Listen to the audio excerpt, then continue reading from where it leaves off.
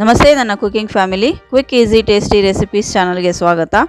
ಈ ವಿಡಿಯೋದಲ್ಲಿ ನಾನು ಮನೆಯಲ್ಲೇ ಈಸಿಯಾಗಿ ಫಾಸ್ಟಾಗಿ ಕೇಸರಿಬಾತ್ ಮಾಡ್ಕೊಳ್ಳೋದು ಹೇಗೆ ಅಂತ ತೋರಿಸ್ಕೊಡ್ತಾ ಇದ್ದೀನಿ. ಇಲ್ಲಿ ನಾನು ಯಾವುದೇ ಆರ್ಟಿಫಿಷಿಯಲ್ ಕಲರ್ ಬಳಸಿಲ್ಲ, ಅರಿಶಿನ ಪುಡಿನೇ ಕಲರಾಗಿ ಬಳಸ್ಕೊಂಡು ಕೇಸರಿಬಾತ್ ಹೇಗೆ ಮಾಡೋದು ತೋರಿಸ್ಕೊಡ್ತಾ ಇದ್ದೀನಿ. ಬನ್ನಿ ನೋಡ್ಕೊಳ್ಳೋಣ.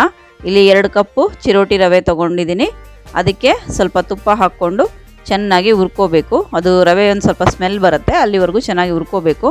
ನಂತರ ರವೆನ ತೆಗೆದು ಬೇರೆ ಪಾತ್ರೆಗೆ ಹಾಕಿಟ್ಕೊಂಡು ಡ್ರೈ ಫ್ರೂಟ್ಸ್ನ ಹುರ್ಕೋಬೇಕು. ಈ ಡ್ರೈ ಫ್ರೂಟ್ಸ್ ನಾನಿಲ್ಲಿ ದ್ರಾಕ್ಷಿ, ಗೋಡಂಬಿ ಮತ್ತು ಬಾದಾಮಿ ತೊಗೊಂಡಿದ್ದೀನಿ. ಅದನ್ನು ಇಡಿಯಾಗಿ ಹಾಗೇನಾದ್ರು ತೊಗೋಬೋದು, ಅಥವಾ ಈ ರೀತಿ ಚಿಕ್ಕ ಚಿಕ್ಕ ಪೀಸ್ ಮಾಡಿ ಸಹ ಹಾಕ್ಕೋಬೋದು. ತುಪ್ಪದಲ್ಲಿ ಡ್ರೈ ಫ್ರೂಟ್ಸ್ನ ಹುರ್ಕೊಂಡು ಅದನ್ನು ಸಹ ರವೆಗೆ ಹಾಕ್ಕೊಂಡಿದ್ದೀನಿ.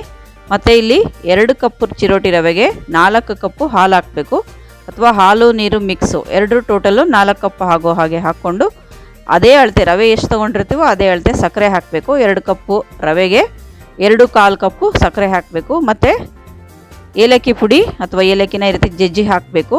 ಅರಿಶಿನ ಪುಡಿನ ಹಾಕ್ಕೊಂಡಿದ್ದೀನಿ, ಕಲರೆಂಟಾಗಿ ಸ್ವಲ್ಪ ಹಾಕಿದ್ದೀನಿ. 1/4 ಸ್ಪೂನು ಅರಿಶಿನ ಪುಡಿ ಹಾಕಿದ್ರೆ ಒಳ್ಳೆ ಡಾರ್ಕ್ ಕಲರ್ ಬರುತ್ತೆ.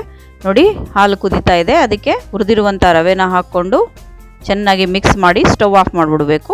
ಆಫ್ ಮಾಡಿ ಒಂದು 5 ರಿಂದ 10 ನಿಮಿಷ ಆ ಬಿಸಿನಲ್ಲೇ ಅದು ಬೇಯೋದಕ್ಕೆ ಬಿಟ್ಬಿಡಬೇಕು. ನಂತರ ಈ ರೀತಿ ಮುಚ್ಚಳ ತೆಗೆದು ನಮಗೆ ಎಕ್ಸ್ಟ್ರಾ ತುಪ್ಪ ಎಷ್ಟು ಬೇಕೋ ಅಷ್ಟು ಜಾಸ್ತಿ ನಾವು ಹಾಕ್ಕೋಬೋದು. ಹಾಕ್ಕೊಂಡು ಚೆನ್ನಾಗಿ ಎಲ್ಲನೂ ಮಿಕ್ಸ್ ಮಾಡಿದ್ರೆ ರುಚಿಯಾದ ಕೇಸರಿಬಾತು ರೆಡಿ ಆಗುತ್ತೆ. ಆರ್ಟಿಫಿಷಿಯಲ್ ಕಲರೆಂಟ್ ಇಲ್ಲದೆ ಇರುವಂತಹ ಕೇಸರಿಬಾತು ರೆಡಿ ಆಗುತ್ತೆ. ಈ ರೀತಿ ಬೇಕಾದಾಗೆಲ್ಲ ಮನೆಯಲ್ಲಿ ಫಾಸ್ಟಾಗಿ ಕೇಸರಿಬಾತ್ ಮಾಡಿಕೊಂಡು ತಿನ್ಬೋದು. ವಿಶೇಷ ದಿನಗಳಲ್ಲಿ ಅಥವಾ ನಮಗೆ ತಿನ್ನಬೇಕು ಅನ್ನಿಸ್ದಾಗ, ಹಬ್ಬ ಹರಿದಿನಗಳಲ್ಲಿ, ಪೂಜೆ ವ್ರತಗಳಿಗೆಲ್ಲ ಈ ರೀತಿ ಮಾಡ್ಕೊಂಡು ತಿನ್ಬೋದು. ನೀವು ಮಾಡಿ ಹೇಗಿತ್ತು ಅಂತ ಕಮೆಂಟ್ಸಲ್ಲಿ ತಿಳಿಸ್ಕೊಡಿ. ನನ್ನ ಚಾನಲ್ ಲೈಕ್, ಶೇರ್, ಸಬ್ಸ್ಕ್ರೈಬ್ ಮಾಡೋದು ಮರಿಬೇಡಿ.